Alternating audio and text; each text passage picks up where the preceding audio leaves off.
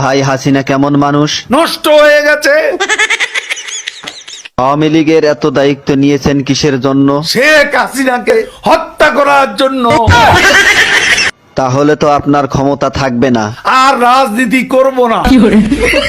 কাদের ভাই, জয় তো আওয়ামী লীগের নেতৃত্ব দিবেন, আপনার মতামত কি? তার নেতৃত্ব বাংলাদেশের জনগণ কোনো দিনও পছন্দ করবে না, ঘৃণা করবে।